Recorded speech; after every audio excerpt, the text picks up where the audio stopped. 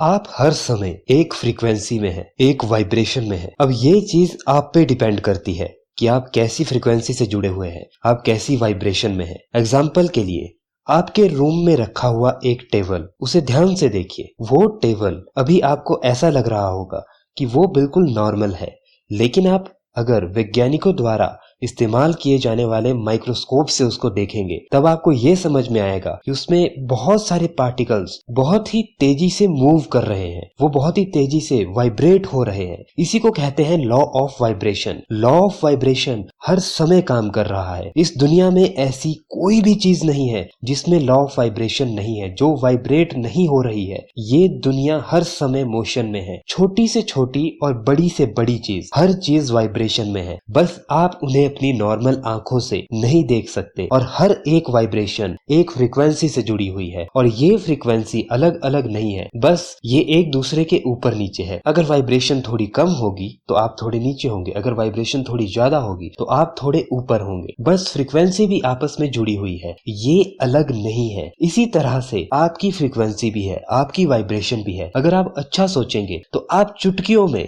बहुत ऊपर उठ जाएंगे, और अगर आप बुरा सोचेंगे तो आप चुटकियों में बहुत नीचे गिर जाएंगे। और इसकी कोई लिमिट नहीं है। आप जितनी ऊंची फ्रीक्वेंसी में जाना चाहते हैं आप उतनी ही ऊंची फ्रीक्वेंसी में जा सकते हैं, लेकिन अगर आप ध्यान नहीं रखेंगे तो आप सोच भी नहीं सकते कि आप कितनी निचली फ्रीक्वेंसी में जा सकते हैं। जितनी ज्यादा ऊंची फ्रीक्वेंसी है उतनी ज्यादा ही निचली फ्रीक्वेंसी भी है। ये सब कुछ इसी तरह से काम कर रहा है। ये सब कुछ लिमिटलेस है, और ये लिमिटलेस दोनों तरफ के लिए है, ऊपर उठने की तरफ के लिए भी और नीचे गिरने की तरफ के लिए भी। इसलिए आपको ध्यान रखना होगा। अभी एग्जांपल लीजिए, मान लीजिए मैं एक रेडियो पे, एक फ्रीक्वेंसी पे कोई रेडियो चैनल लगाता हूँ, वहां पे आपको कोई और गाना सुनाई देगा। उसी तरह से मैं बटन को दबाता हूँ और दूसरा रेडियो चैनल लगाता हूँ, तब आपको वहां पर कोई और गाना सुनाई देगा या कुछ और सुनाई देगा। मतलब मैं फ्रीक्वेंसी बदल रहा हूँ, डिवाइस वही है, लेकिन उस पे हमें अलग अलग चीजें सुनाई दे रही है। उसी तरह से आपको अपनी सोच का बटन बदलना होगा। अगर आप ऊपर उठना चाहते हैं, अपनी वाइब्रेशंस को बदलना चाहते हैं, तो आपको उस बटन को ढूंढना होगा, उसको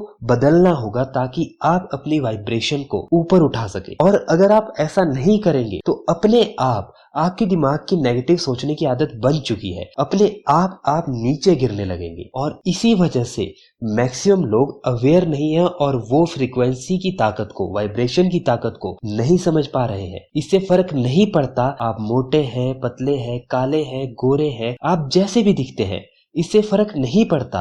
ये सबके लिए काम करती है। बस आपको अपने उस सोच का बटन ढूंढना है और उसके बाद आपको उस पे काम करना है। आपकी फ्रीक्वेंसी, आपकी वाइब्रेशन बदलेगी।